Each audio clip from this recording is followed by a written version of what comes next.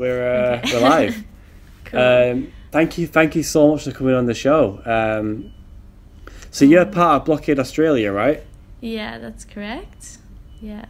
Can you tell us a bit about what you've been doing with that?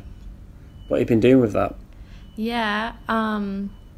So last week we had our fourth Blockade Australia mobilization, which was a decentralized but coordinated mobilization between 3 different states on the East Coast, and it was targeting 3 different ports, because I think it's 98% of Australia's trade is done through ports. So we targeted Port of Brisbane, Port of Melbourne, and Port of Newcastle, which also happens to be the world's largest coal port, so that's always good for drawing people in. And we did like rolling actions for 5 days on all of those.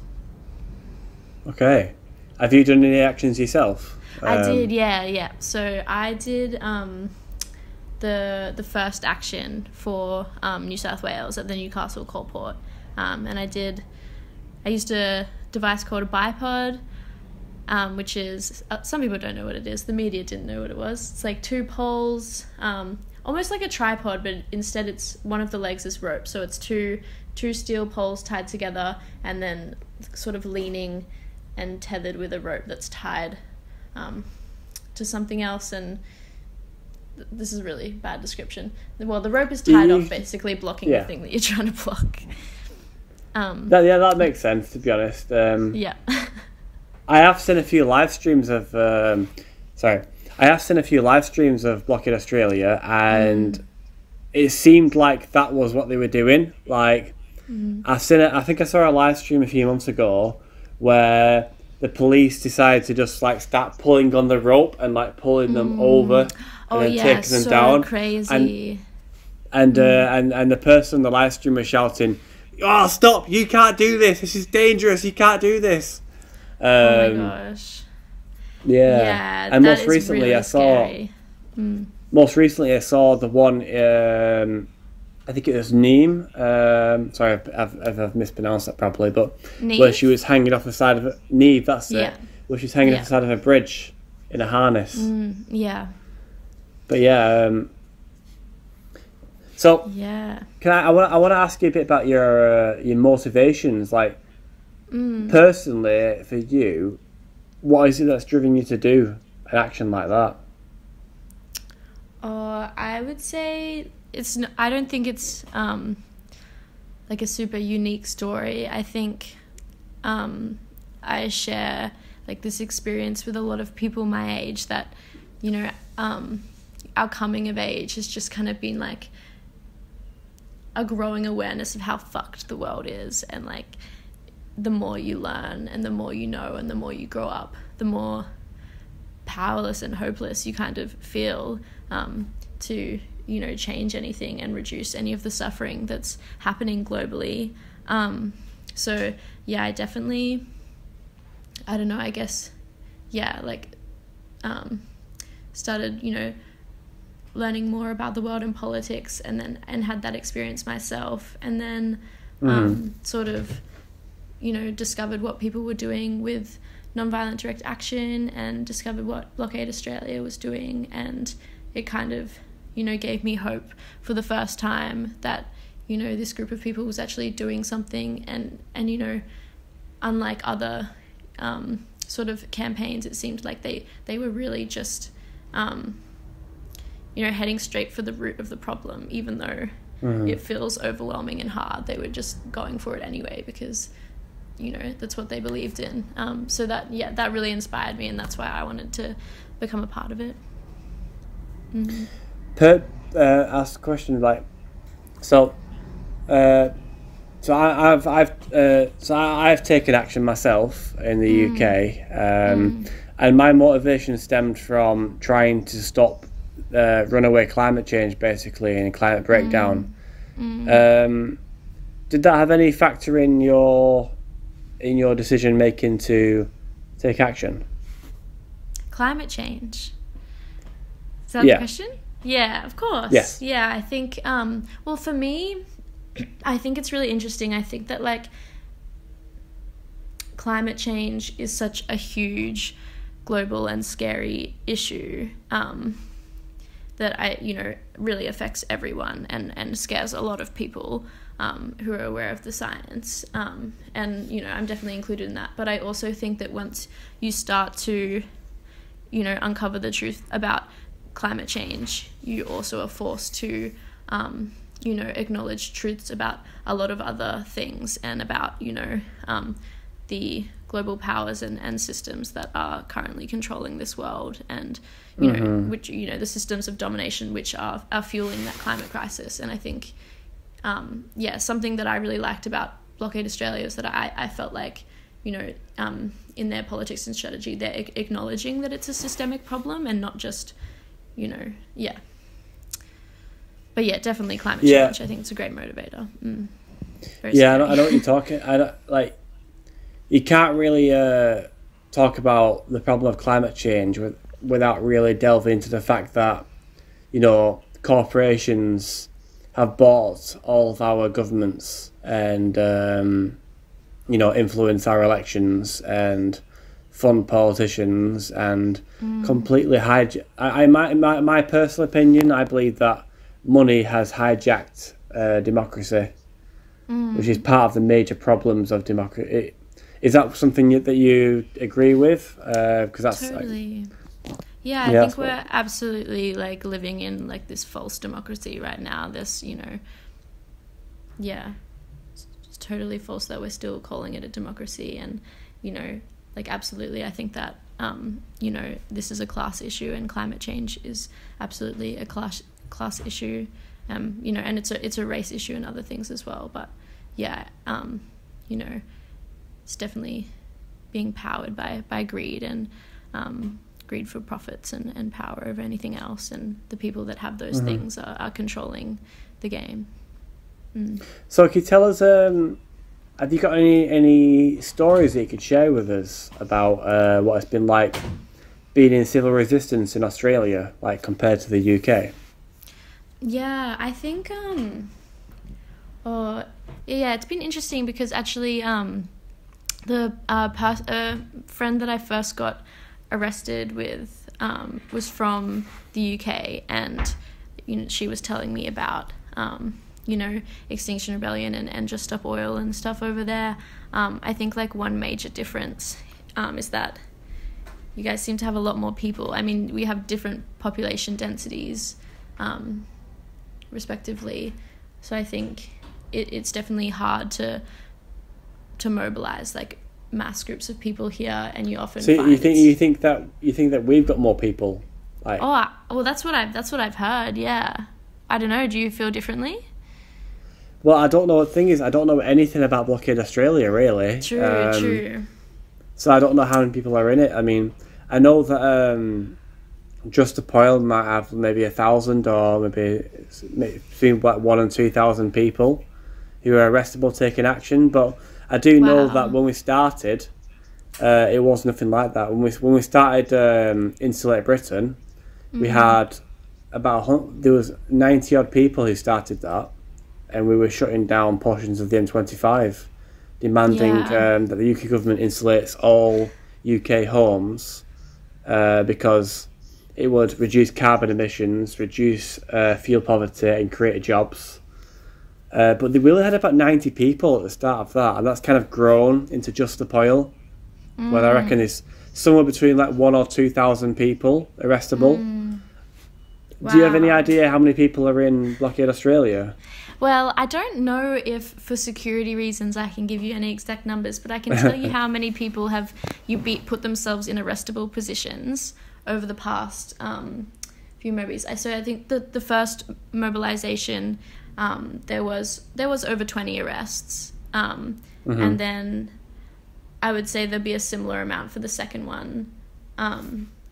And in Sydney there was one, but some other people got arrested unintentionally. And then this time 15. Unintentionally.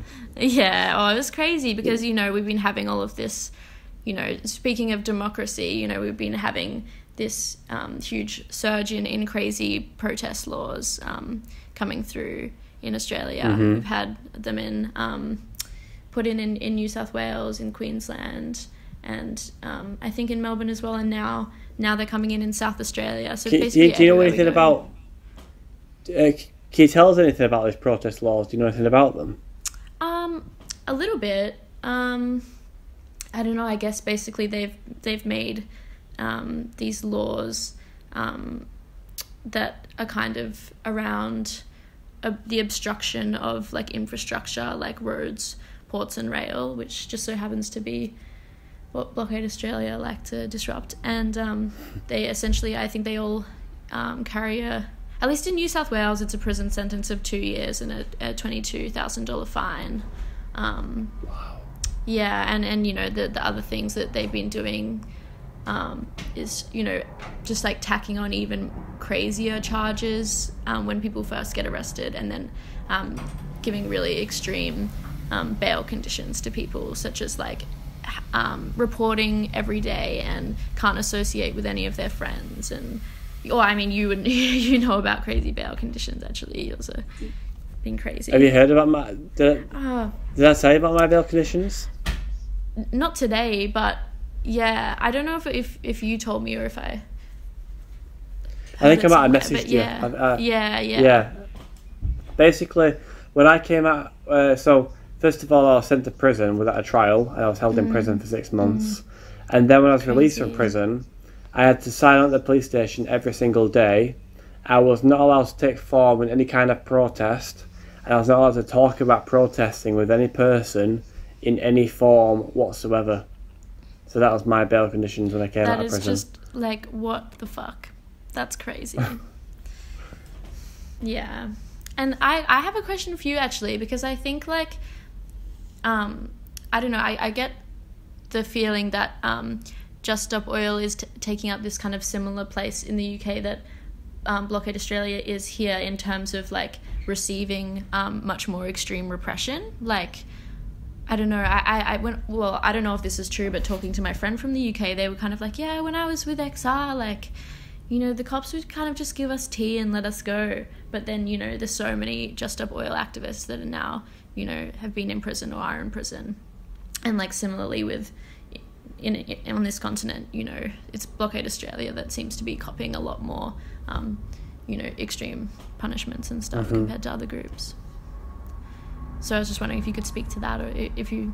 Well, I actually talk about this quite a lot on my podcast, but yeah. So basically, the government brought out a new bill in 2022, May of 2022, called the Police Crime and Sentencing Bill. There was a lot of protest and pushback against it, but it went through anyway.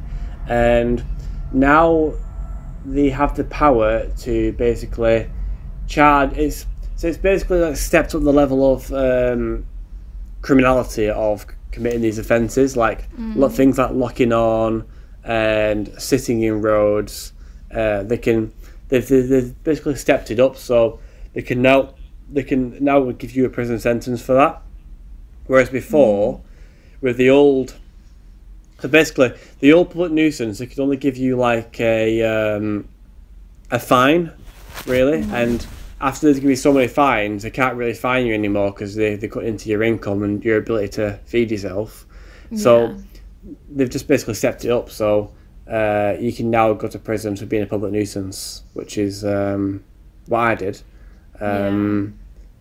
Yeah, they really and they keep making amendments to it and really increasing power of it. And yeah, our current government is not, you know, they really are cracking down on protesters.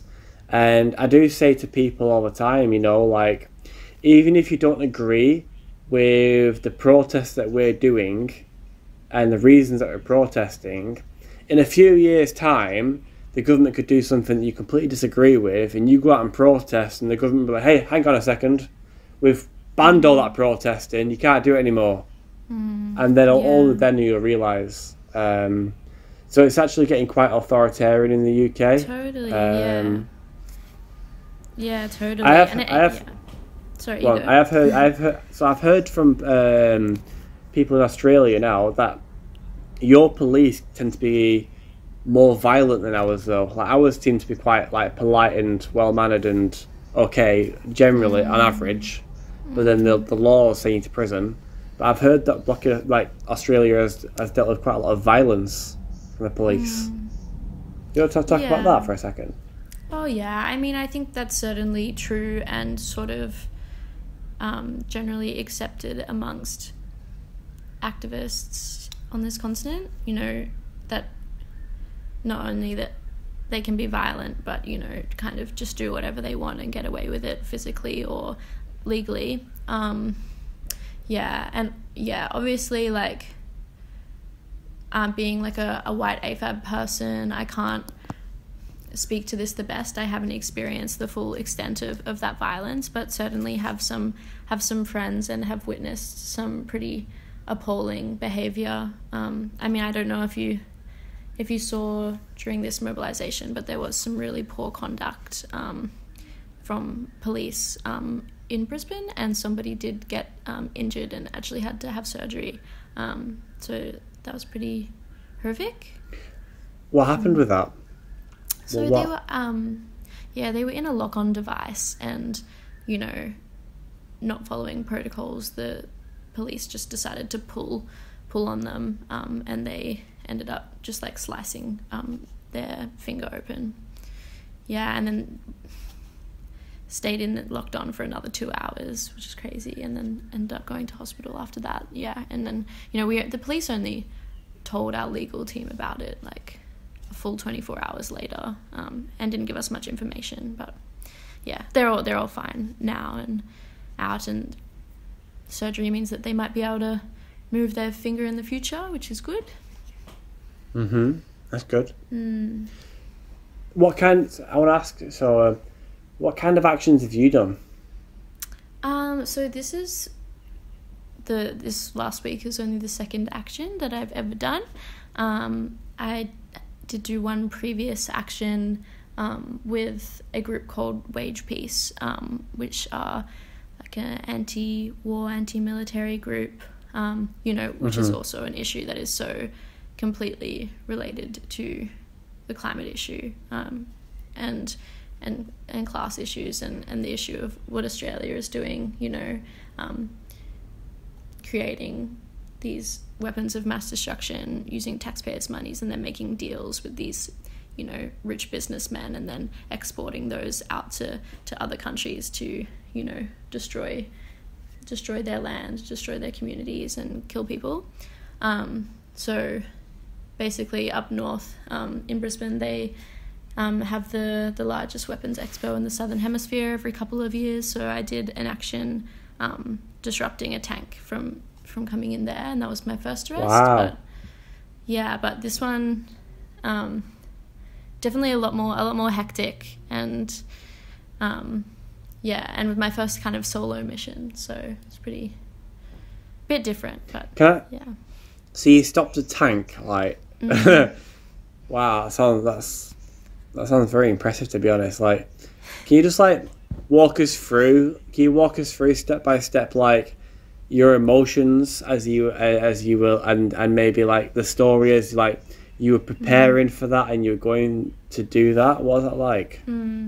Yeah, well, I had some friends who had done a similar thing at the couple of years before at the last convention, and had climbed on top and managed to stay up there for hours, which was great. Ours didn't go for as long, but I don't know, I guess it was like definitely a lot of waiting, because you have to wait around all day, like trying to watch for when they're going to bring them, and then, you know, run and block them on the road and climb on. So definitely like scary, but also, you know, I think with like taking action in any way, as long as you like just like center yourself back on why you're doing it, I think it's really, you can get kind of a rush of like of calm and peace almost, because, you know, it's undeniable that is in line with your values. And I don't know, basically some other people, you know, helped us stop it, and then me and my friend just we're like, okay, we're doing it, and went and ran on and sat on top. And I don't know, I guess like I don't know, I guess often like the waiting and planning is often the scarier part than the actual doing of the action. I don't know if it's that peace and calm, or if it's just the adrenaline, but yeah.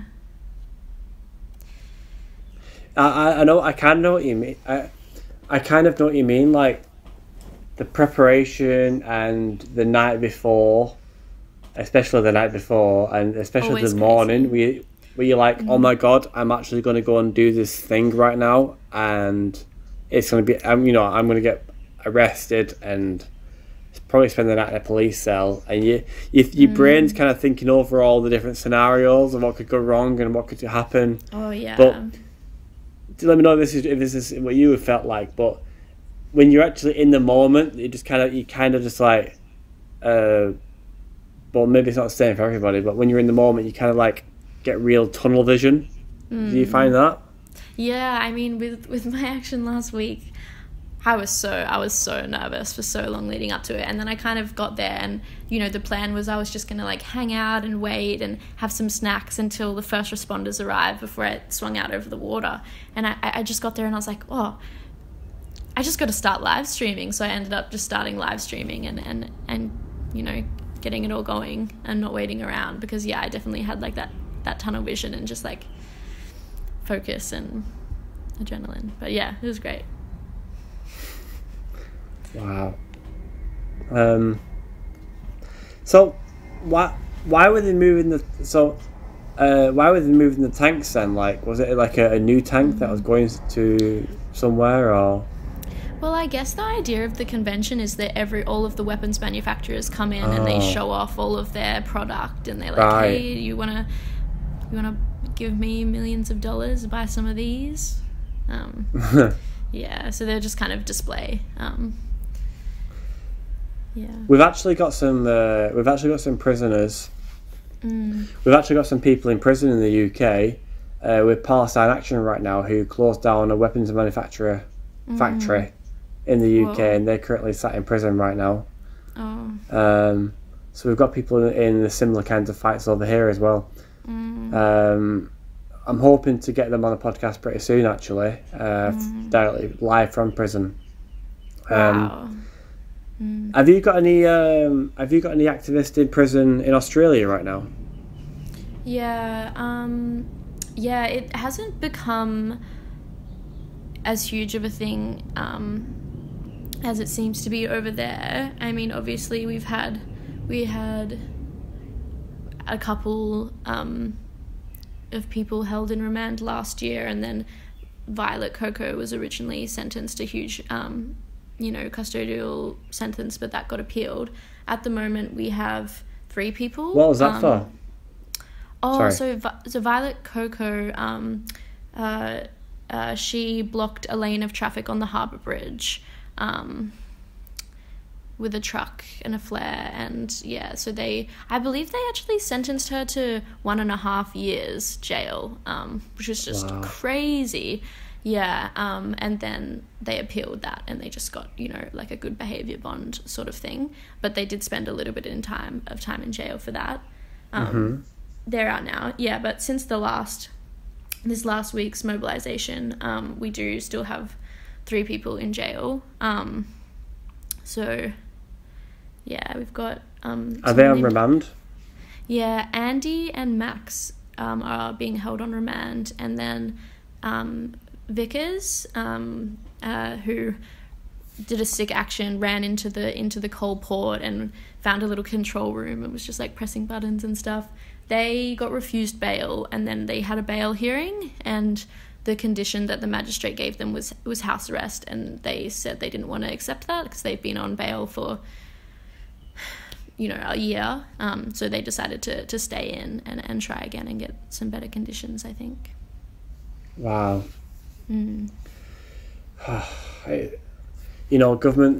Governments around the world are really cracking down on human rights. Climate activists are having their rights crushed around the world right now, and the general population, in my opinion, don't really seem to care, but they'll care when it's time for them to protest about something, because they'll realise, oh shit, I've got no human rights left.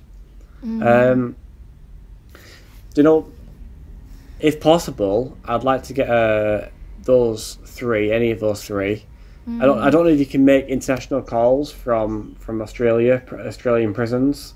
But if they could call me, I'd love to get them like straight on the show. To be honest, live from an Australian prison. Yeah. So you could pass my number on. That'd be really good. Yeah, I have no idea how that would work, but I'll definitely look into it. I'll talk to our media people. Yeah, yeah. Because I've already had some UK prisoners on live on the podcast. So it's just as simple as recording a phone call. True. Yeah, wow. Oh, yeah, my heart definitely goes out to everybody who's in prison right now and everybody who has been. I mean, how long did you say that you were in jail for? So, 170 days, 5.5 months. That is so crazy. That is such a long time. And did you didn't know, like, when they were going to let you out or anything? No, I didn't know. No, that's horrible. I'd kind of accepted that I was just going to be there for a very long time, and I had no idea of knowing when I was going to get out. And now I've got like I'll show you this. So now I've got can you see this is a GPS. About this. Yeah. This is a GPS ankle tag that tracks my every movement, and I'm not allowed to leave Greater Manchester or Lancashire for any reason, except for going to court. Oh, that's crazy. So fun times. Wow. Yeah, and there's been such a big movement against like authoritarianism, especially since like COVID and everything. But yeah, nobody really seems to be that worried about where it seems to actually be happening, which is in this kind of stuff. That's bananas. It's kind of scary, to be honest, because like I'm a big fan of history, and I like learning about what happens in other countries, and it's interesting how things can go from bad to worst to total shitstorm in like a few years. Like you can go from like, for example, I don't know, like 1930s Germany to 1936 Germany in 6 years, and that's pretty obvious, but like things can get really bad really quickly, in other words. And I just feel like a lot of our countries are on that path now. I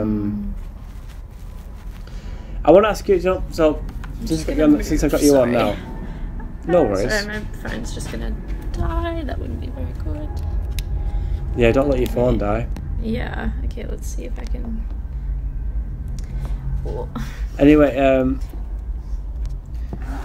so in, I think it was 2000, can you turn your phone the other way around? Yeah. That's it. I think it was 2019, you had the Black Bush fires, is that right, in Australia? Yeah. Did you see any of the effects of that, like, firsthand? Or did you know anybody that did? Yeah, definitely, like, know a lot of people who were affected by that, who, either watched from their houses as, the fires crept up towards them, or had to flee and, were watching, online where the fires were and watching their houses be taken over. I know that one of the people who got arrested with us, okay. In this area had that experience. Personally, the area that I grew up in it's more of a flood prone area than fire. Can I ask, have you still got your phone recorded in front of you? Oh, sorry. Yeah, I do. Yeah. Okay, good. So you're saying it's more of a flood risk, basically, where you grew up? Yeah. So I guess. Yeah, I guess they're kind of the two big ones that we have.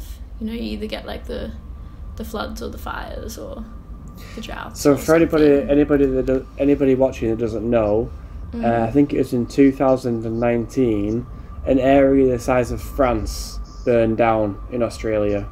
Like, the wildfires just spread right through. It was global news, but if you didn't know about it, now you know. Yeah, and, you know, so much biodiversity lost, like, so many endangered animals, you know, koalas are a big one, but, like, so much more than that. All of my friends that, you know, live more like bushways, you know, we'd be like, oh, like, what animals do you see around here? And they're like, oh, before the fires we had this and this and this and this, but since the fires, you know, nothing, like, just no wildlife. Really? Yeah. Is it really that noticeable? Yeah, totally. I think something like I think I read somewhere that like a billion animals died in those fires. It's a hell of a lot of wildlife, really. Yeah, absolutely. Yeah, I think if you want to have a cry, there's definitely, like, videos online of koalas and things that are very, very heartbreaking. It was just, yeah, completely horrible. And, you know, I mean, we're in a wet season right now, so, like, you know, we're safe from that, but as soon as it dries out again, there's going to be a lot of vegetation to burn, so definitely anticipating it happening again. The same, if not worse, obviously, so that's pretty scary for a lot of people. Can I ask, so in the UK, we've been having record-breaking temperatures, like, pretty much every year since, like, 2018. Have you noticed any kind of, like heat waves and temperature records being broken in Australia? Oh, I have no doubt that that's the case. Yeah, you know, I think it's just become, to me, it's almost become just like this sort of like background chatter. Every time it's really cold, they're like, it's record breaking, and every time it's really hot, it's record breaking. Like, it just, everything's just more extreme every year, it seems. Yeah, I haven't heard as much news about that, but definitely for, like, as long as I can remember, you know, like, parts of Australia have been dealing with really horrific, you know, outcomes of just interrupted water cycles. Like, yeah, a lot of farmers struggling in droughts, and then, you know, entire communities going completely underwater, and then obviously bushfires and things like that seem to be the worst of the effects. Yeah. Yes, right. So, you know, with this podcast, I try to not, like, it's not, like, scripted anyway. There's no, like, form we've got to follow. Is there anything that you would like to talk about that would be heard by people in the UK and generally around the world? Any topics you want to touch on? Yeah, I mean, I guess it would be cool to talk about a little bit about, like, Blockade Australia and how what they're doing is a bit different to other groups on this continent. Yeah, I think something that sets Blockade Australia apart quite a lot. I mean, we've talked a little bit about their more systemic approach to tackling climate change, but I think also the strategy of targeting global supply chains specifically is pretty unique, and the way that they're doing it through sustained periods of disruption. Like, you know, we had I think the first mobilization was 11 days, then the second one was 2 weeks, and this one's been 5 days spread over 3 different states. And then, you know, we've got this strategy of maximum disruption with minimum arrest, because, you know, obviously we're seeing this increase in repression and trying to, you know, mitigate that risk and reduce it to as many people as possible.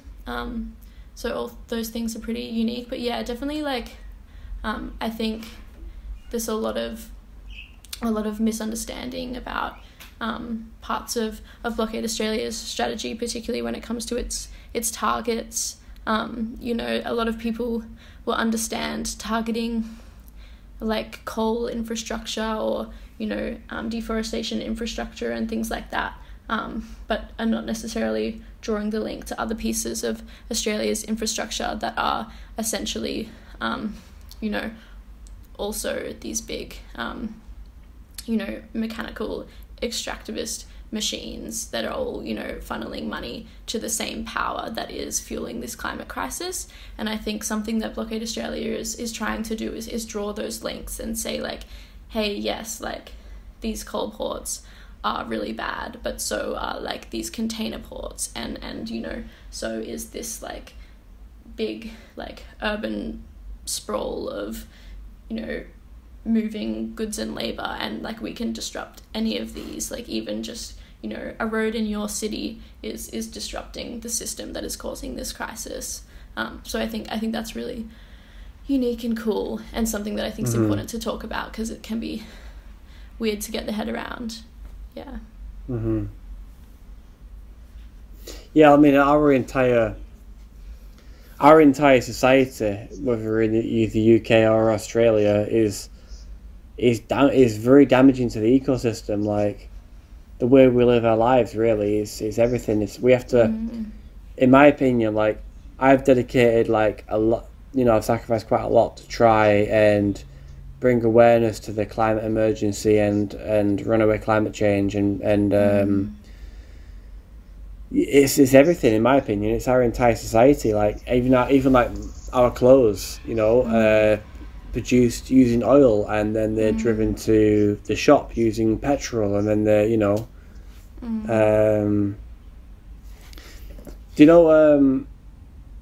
as far as solutions go, have you got any ideas, like what solutions you'd like to see implemented, say in Australia?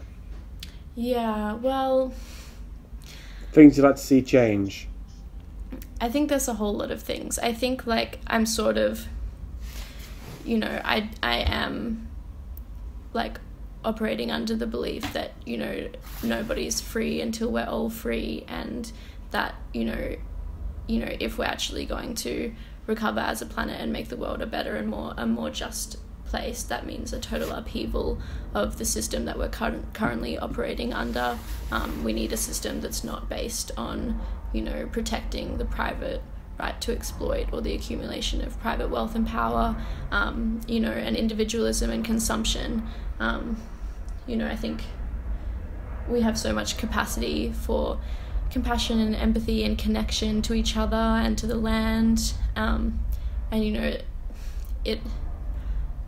don't know, I think a lot of people hope for these things but sort of believe that it's impossible, and I just really don't think that that's true. And I think I think there's this kind of, like, belief that it's almost, like, foolish to be idealistic or hopeful, but I think that we have to be, and I think that we absolutely have all of the tools and knowledge and resources that we need to, meet everybody's needs, and, to create a more just and livable world for all life on the planet.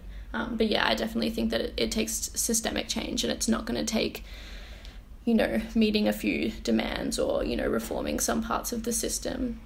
It's actually one thing that I think, I like, Just Stop Oil's kind of demand, because I think what you're, like, showing is that, like, even as something is so simple, like, just stop oil,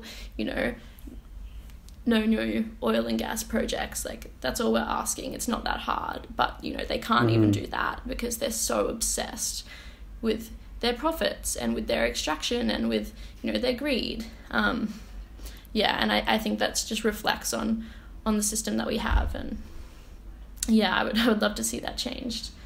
Definitely don't have all of the answers myself, but I'm not about having all the answers myself. I'm definitely about collaborating with other people and working out what would be best together. Yeah, what about you? Yeah, well, I've got a million answers, I've talked about it before, but I guess the number one thing would be just making it a priority. That'd be just a start, you know what I mean? Just, like, prioritising the protection of people and nature. Like, just start there, and you're you know, there's a lot of things you could do. To get technical, there's a lot of things I could go into technically. Like, I'll give you an example, right? So, in World War II, the British state went to war against Germany, and they funneled almost all of their resources into one task. The entire country funneled almost all of their resources into one thing, which was winning the war. I personally believe that we need a mobilization on that kind of scale. Totally. Like, I'm not a scientist. I mean, I've got a basic understanding of engineering and physics and science and things like, but it's only basic. I know that a lot of the solutions for the climate crisis, a lot of the solutions to produce green energy, already exists. And one example I talk about quite a lot is ocean hydropower. So like the oceans rise and fall by several meters 4 times a day all over the world. That is a lot of energy that we could harness that is never ever going to run out. Yeah. We just need the infrastructure to harness it. Totally. I could talk all day about ideas and solutions that I've got. But I've done that before on the podcast anyway, so I'd be repeating myself for all my subscribers. I definitely. Yes, sorry. Go on, carry on. Oh, I was just gonna say I definitely agree with with what you said. Just about prioritizing, the climate and the planet, because, obviously, our world's big and has a lot of flaws, but we're not gonna have any opportunity to overcome any of our struggles as a people or a planet if we're not addressing this issue, because we're just all going to die basically, or it's just going to be increased scarcity and conflict, and still not going to have any opportunity to really address those. Yes. See, I'm really concerned that we're passing some crucial tipping points right now in Earth's climate. Do you know much about those? I mean, I know that, there's a certain amount of ice that in the ice caps, once that's melted, then it'll be like a flow-on effect and won't be able to come back from that. I'm not really sure about any other specific tipping points. Like, I definitely know a lot of areas in which like climate change is affecting the planet, but I don't know, maybe you can speak to more like specific ones. Well, there's one big one that I'll just tell you about briefly. So in Siberia, in northern Russia, basically, there's a thing called the permafrost, and the permafrost has been frozen for millions of years. Winter or summer, it remains frozen, and it's been building up like organic matter and trapping methane under the ground. Basically, organic matter doesn't break down; it freezes on the ground, and they've calculated that something like between 4 to 5 times the amount of methane frozen in Siberia than humans have ever released in all of human history combined. Oh my god! And methane is about 80 times more potent than CO2 for heating. Oh my god! So it's quite serious, to be honest. Yeah. Oh, sorry, I just got that's a major. Yeah. It's all right. That's terrifying. Are you still recording your audio, by the way? Because I've just lost. I've just lost the video for this now, so it's going to be an audio only episode, which is a hobby. That's okay. Yeah. Yeah. Oh, that's so scary. That's so scary. Yeah. It's like for another one, for example, is white ice reflects heat back into space. Where if you replace that white ice with dark ocean, then the dark ocean absorbs that heat. Yeah. So extra heat is being absorbed rather than reflected, which is like adding to the melting of our polar regions right now. Do you ever feel like you're crazy because all of these things, but everybody else is just ignoring it? Honestly, I've got a really good analogy for this. Imagine being in a... Imagine, right, you and your family and your friends and your children, or whoever, and everyone you love, they're all in one room upstairs in the house, and you go downstairs to the front door to go check something, and you see there's a raging house fire, and the flames are starting to lick up the stair banisters, and you run back upstairs, and you say to everyone, there's a massive fire downstairs, we all need to get together right now, and we need to act like it's an emergency, and we need to get on it, and everyone just goes, can you be quiet please? Coronation Street's on, or Love Island's on, or whatever it is they say, oh, you're being too dramatic, or why don't you come up with some solutions? And you go, did you not hear what I just said? Did you actually not hear what I just said to you right now? Like, please, if you listen to this right now, if you could put yourself in that position where you're trying to get your family out of the house and you can't physically move them, and they're just ignoring you or not taking you seriously, like, what kind of emotional state do you think you would be in that situation? What emotional state would you be in that situation? I think I would just about throw myself into the flames. I would be so distressed by that. Yeah. That's just... Welcome to the life of a climate activist.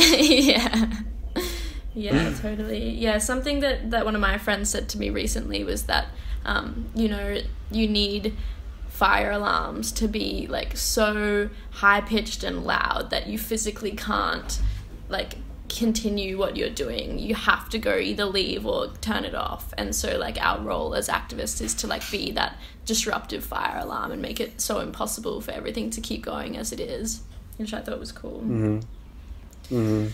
Yeah, and that's really good, actually. Yeah. I like that. I don't know, how are you feeling now that you're going to be a dad? It's very exciting, but I think it's often people have, had friends that have a pretty huge experience of, becoming parents and then being like, wow, now I'm going to take this thing seriously, and you're already taking it extremely seriously. So I don't know, how is that feeling different, or... Well, I actually wasn't going to share that on the podcast yet. Oh, sorry, you don't have to do that, sorry. It's okay, I'll do it now anyway, because we're about to tell everyone anyway, so what a better place to do it than here. Yes, I'm going to be a father. Yeah, so that's fun times. Bringing a child into a burning world, So for me, it was really it's quite a difficult decision. But I came to the decision whilst I was in prison. It was a very difficult decision to decide whether I'm going to have children or not. I'll tell you, I think I've already shared this with somebody, but I've already told the story in the podcast. So I apologize to anybody who's heard this story more than once. But basically, I was in prison, and I was watching a film called Arrival, and it's in some sci-fi film where there's some woman, she can basically see the past, present and future all at the same time, like in her memories, and she can see that she's going to have a daughter in the future, and she's got all these great memories of this daughter, like playing with her and things, and all these, whatever. And then she also knows that this daughter gets like cancer when she's like 15 and dies. And at the end of the film, I'm sat in prison watching this film. And at the end of this film, she's like talking to the daughter, like, but she's not born yet. And she's saying, like, it's such a difficult decision to decide to still have this child, even though knowing that she's going to die such a horrible death from cancer. And I related with that so much. And then she said, like, but what I realised was, like, the happy memories, the good times the good memories that I have with you, make it all worth it. And I was watching that in prison, and I really fucking related to that really strongly. I literally just broke down into tears, because I was like, this is so unfair. Like, why I shouldn't have to be feeling like this right now. Like, I should be able to just have children and not have to worry about them, like, what a horrible future they're going to grow into. But that's the moment I decided, like, it's about the good times. It's about the good memories that you have, the happy memories that you have, and that's worth it, in my opinion. And I know a lot of activists. I know a lot of activists in the UK that have decided that they're never going to have children because of that, and I think that's really sad and really, really unfair. Of course. Where do you stand on that? Yeah, it's so hard, hey, because it's this undeniably beautiful, magical, miraculous part of being a living being, being able to have that experience and bring new life into the world and love that life, and nobody should have that stripped away from them.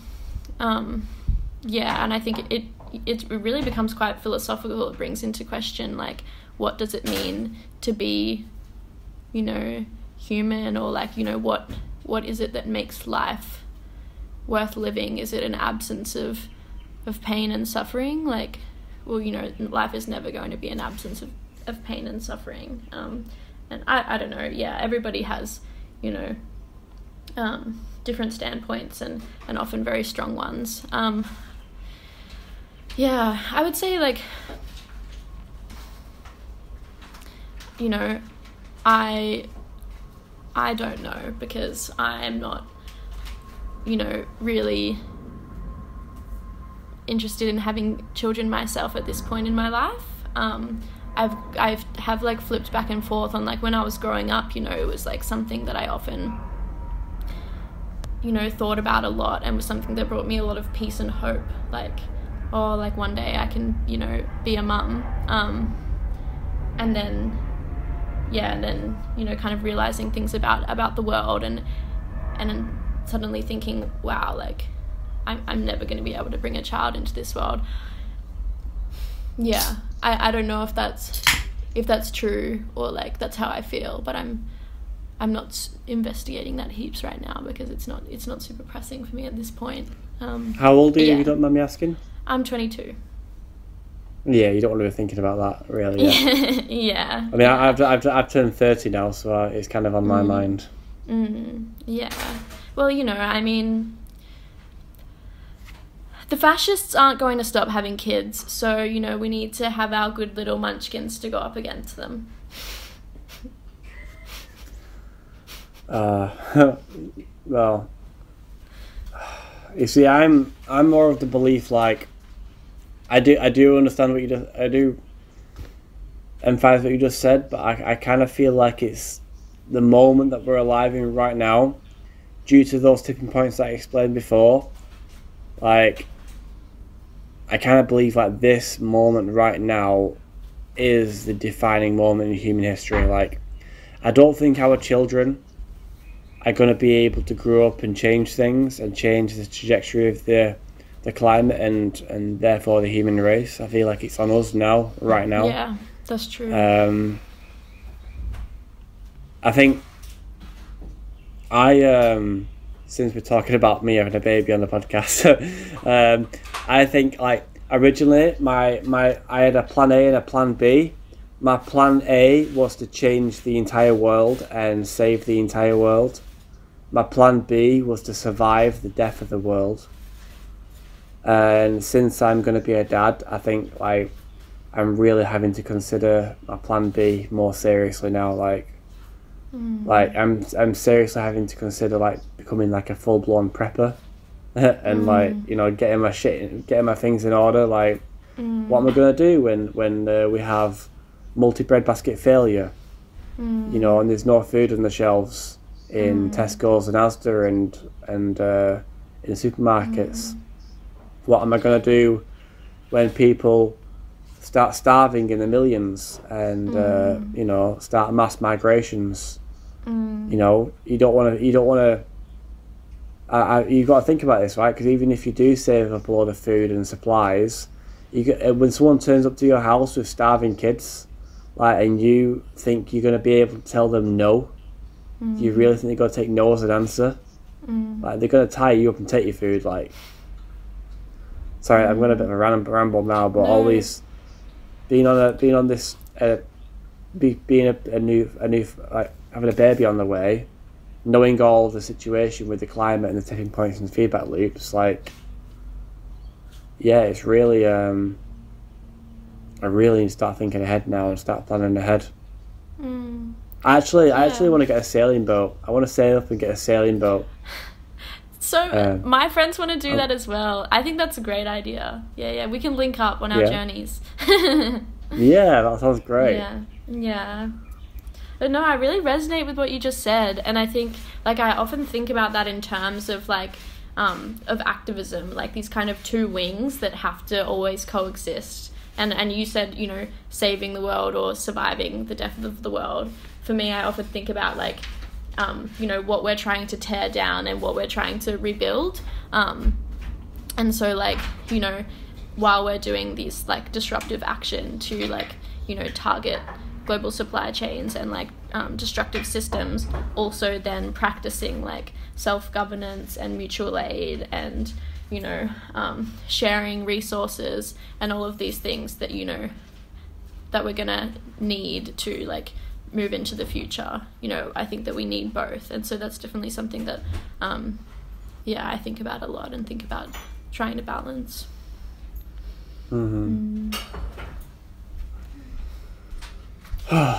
Yeah, it's a difficult one, isn't it? So I want to ask you, do you see yourself doing more actions with Blockade Australia in the future? Oh, absolutely not. Absolutely not. Well, you know, I'm on bail.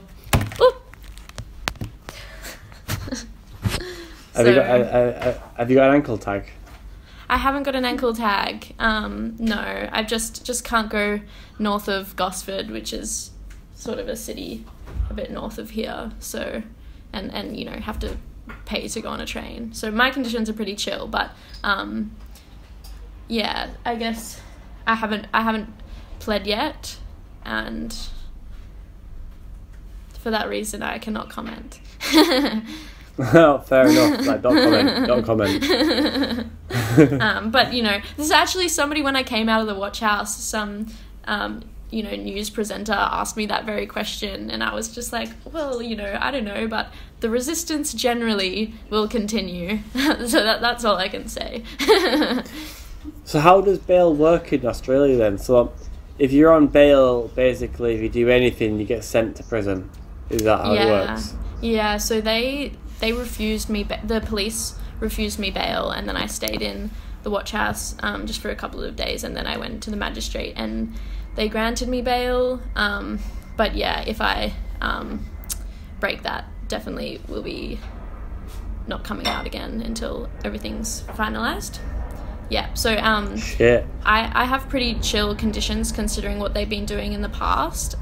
Like previous arrests and mobilizations, they've been giving people, you know, charges that carry like 7-year sentences, and then which, you know, will obviously get dropped in the future, but then using that as an excuse to give people really ridiculous bail conditions, you know, that diminish their freedom and capacity to live and organise completely. Mm-hmm. So, yeah.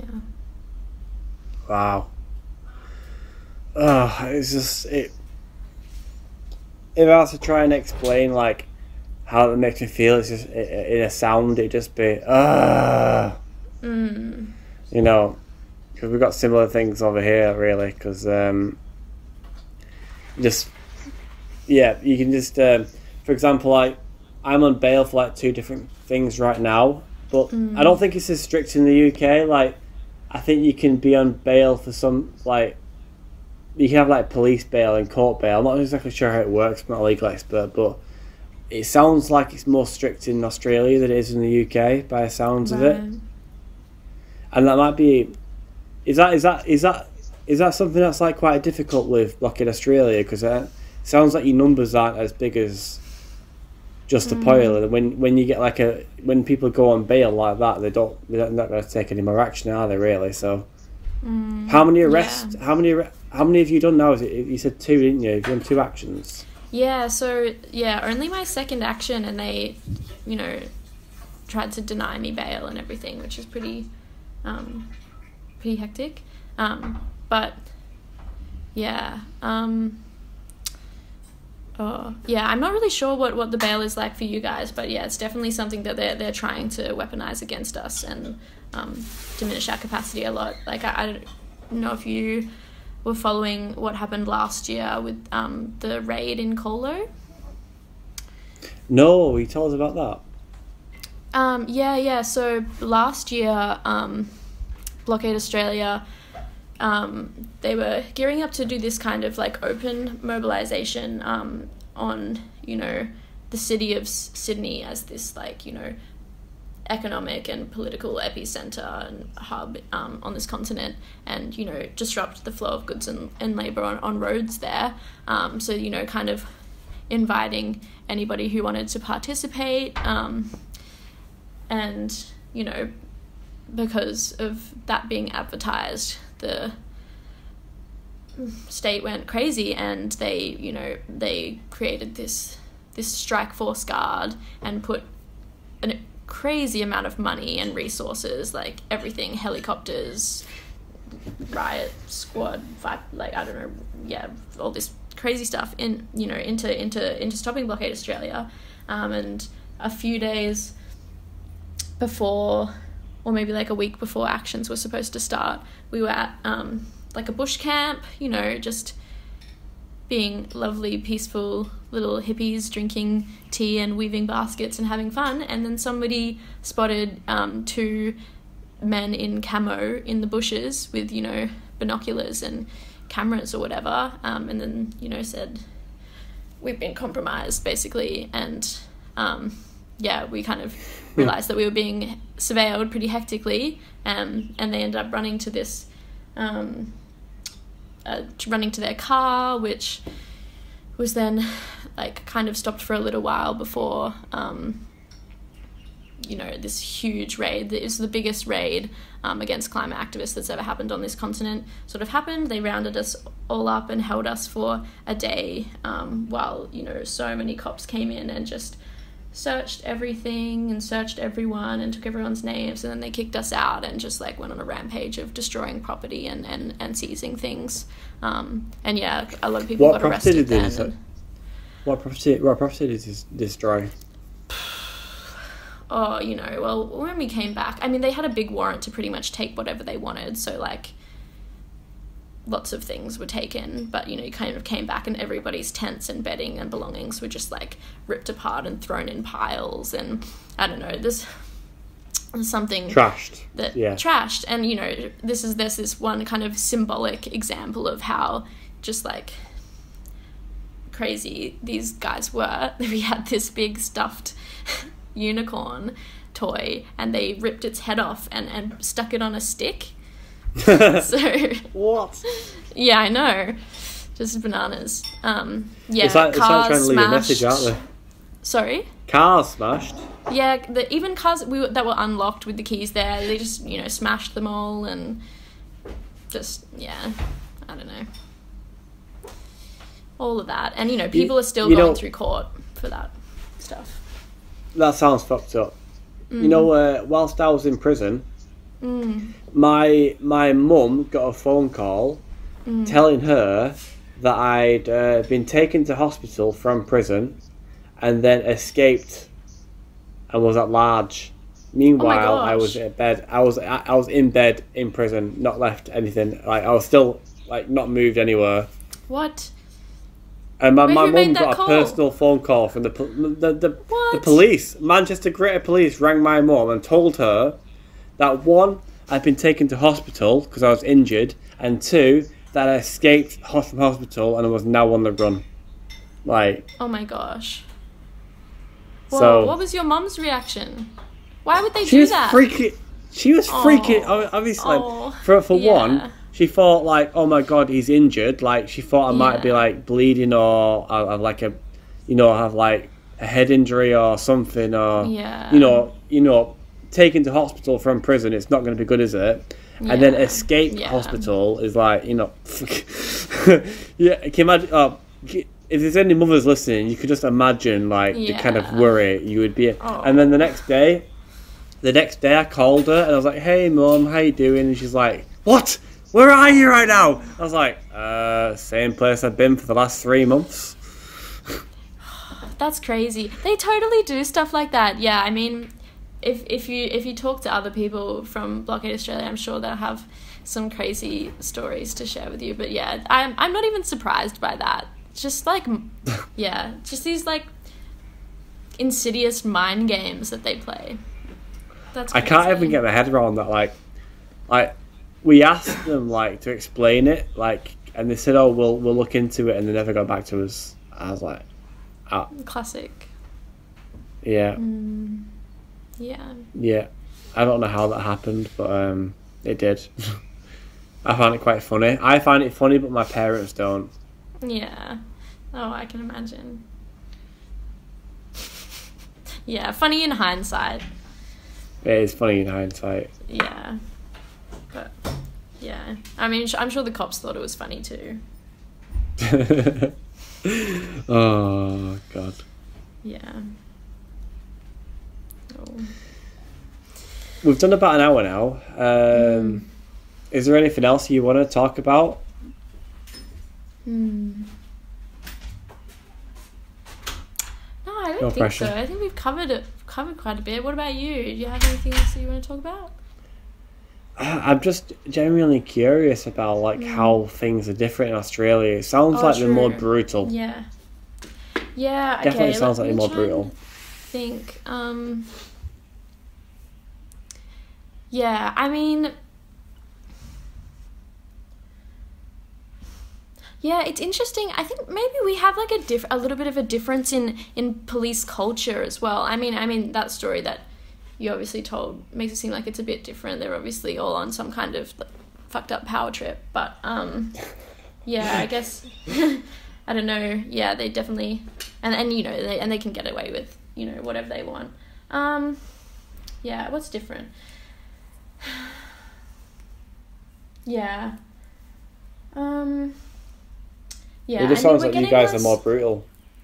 Carry on. Well, yeah, well, you guys are pretty crazy. Like, there's a lot of custodial sentences and jail happening there, which, like, we're definitely not at that level yet. But, definitely looks like... But it's increasing quite rapidly to that level as well. More and more people being held in remand since last year. Yeah, I don't know. I guess. Yeah, I don't know. Maybe if you tell me a little bit about like what your, because I don't know so much about the UK. If you like tell me a little bit about your experience or your perception of what it's like over there, and then we can compare notes. Well, over here, like I had a friend Lex on over here, and she was comparing the differences between Just Oil and Last Generation in Europe, and she was saying that in the UK, the arrest happens before the protest takes place. Like the police were getting very good at like preemptively arresting people. Right. Whereas in Europe, in Europe with Last Generation, the police just tend to be more violent in general, like beating people up and dragging them off road and things like that. Where in the UK, the police seem to be quite well behaved. Like the police are quite calm and most cases are quite controlled. But then it's obviously the court system that fucks you when you go to court, and they use all these new laws to screw you over. But in other places, compared to like Germany, for example, like protesters are getting like beaten and dragged out the road and things like, getting physically hurt by the police. So it sounds, from what I've heard from Australia so far, it sounds quite similar. Like the police do sound more violent over there than they do over here. Yeah. And now it sounds like you guys are also getting the draconian laws to go along with that as well. So yeah, best of both worlds. Yeah. Yeah, I think that's true enough. Certainly, yeah. How long does your bail last for? Well, I guess it just depends. It just goes until everything's finalized. So I guess it depends on how long either myself or the prosecutors decide to drag it out. So if I plead guilty, it'll be over quicker. If I plead not guilty, I don't know. Some of the cases from last year, the prosecution just kept, pushing it back and back and back and back until the magistrate was almost like, if you push it back one more time, like, I'm just going to dismiss it, because they just, are trying to fuck with people and, who are on bail and stuff. God, I feel like that's happened. I feel like that happens too much over here. Like some of my like I've got 2 cases in July, and they're talking about putting one of them back until like 2025. What the heck? It might be 2024, but that's still too long because yeah. I feel like definitely kind of seeing bail as this like loophole way to bail's not meant to be a punishment, but they're using it as a punishment. Same over here. They use remand. Like I was on remand for 5.5 months in prison without a sentence. That is so crazy. I think we've had people on remand for like 2 weeks maybe. But 5.5 months is so terrifying. Yeah.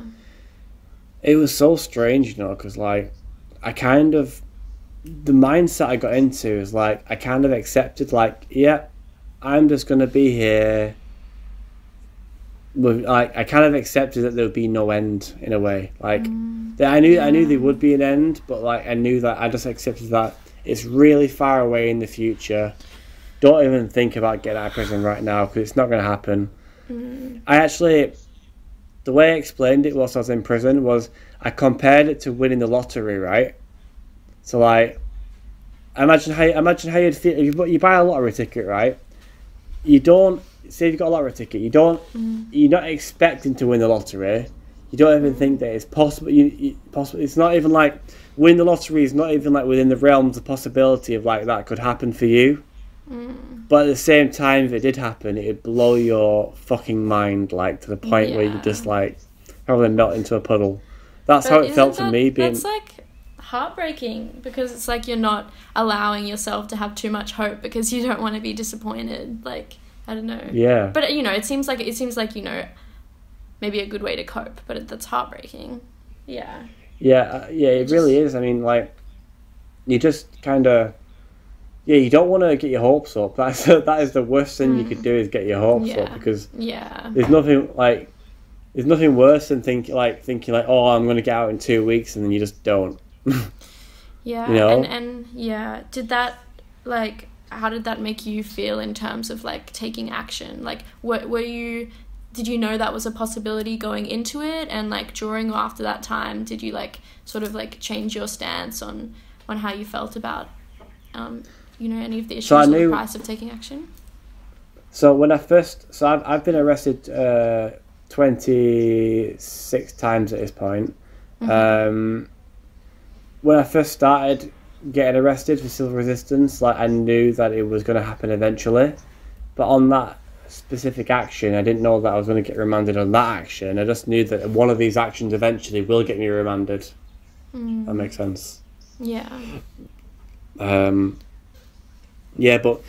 whilst I was in prison, it only really strengthened my resolve. Like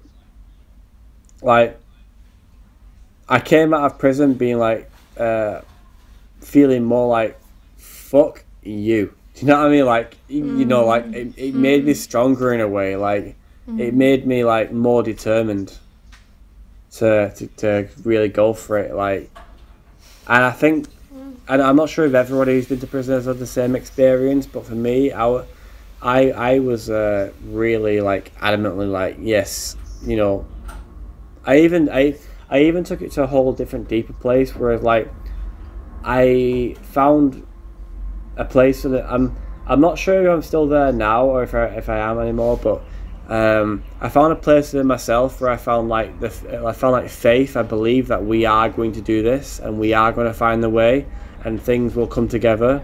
And even though if I can't see the way right now, it will figure itself out. And that was such like a strong, powerful place to come from. Like it was unbelievable, really. And I really need to revisit that place because that was really powerful for me to be in.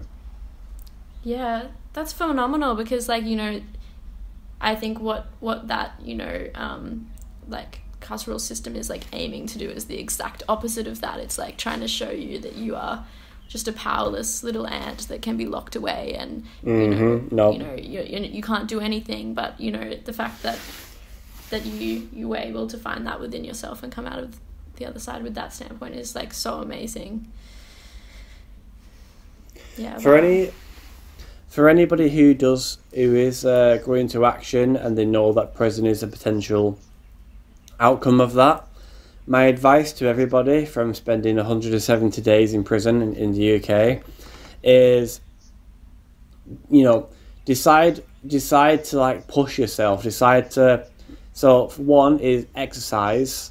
Do as much exercise as you can do. Like even if you've just got like a concrete yard, just run around the yard for as long as you can and really push yourself. You can do press-ups and sit-ups and things, but another thing you can do is affirmations, saying things like, I deserve to be loved, I deserve to be happy, I forgive myself for all my previous mistakes, I know who I am. And little things like that help you keep your dignity in a way and kind of like fortify yourself against this overwhelming force from the outside that just feels like it's trying to crush you.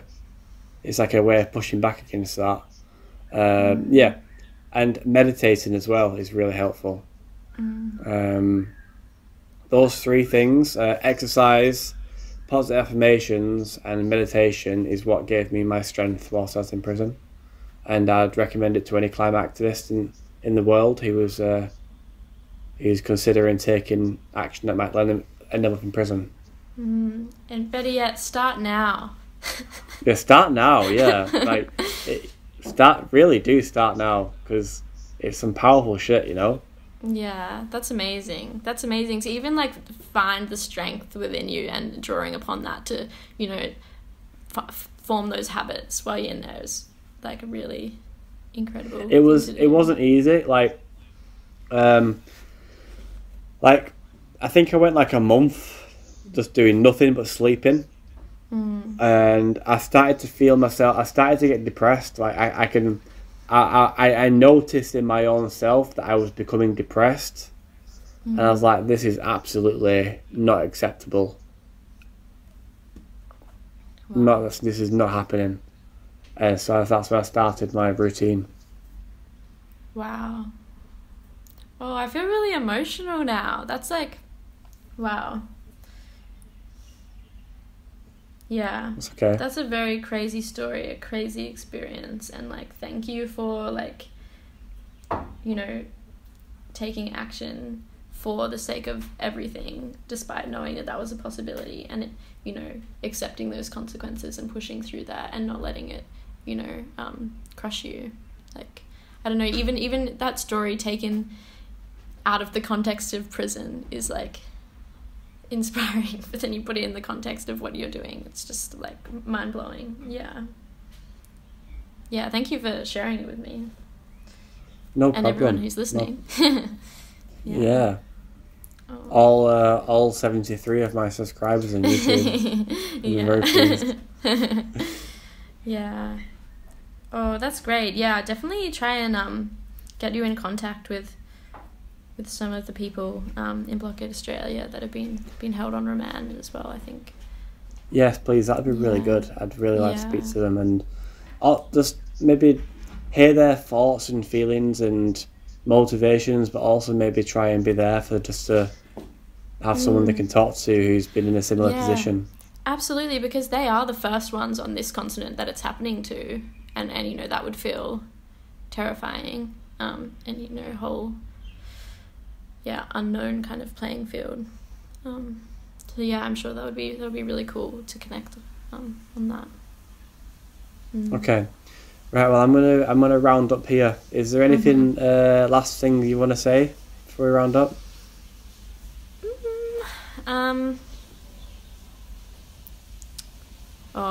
I should say something, some kind of call to action. Take action in your country now. Sign up for direct action. You can do this. We can change the world. We can force the government into Australia, action. Sorry, you go. Blockade the United Kingdom. Blockade everything. Yeah. No, it's great. I think. Yeah, I mean, I'm sure everybody who's listening is probably supportive already, but you know, I'm feeling super inspired by this chat. Oh yeah, that's true. It's true. A lot of haters out there. My YouTube channel tells me that like something like 30% of people who listen are just like complete randomers. So many people like love to pay attention, but I don't know. It's like ironic because they're like haters, but they're watching all the videos. So you know, I don't know who's the real winner there.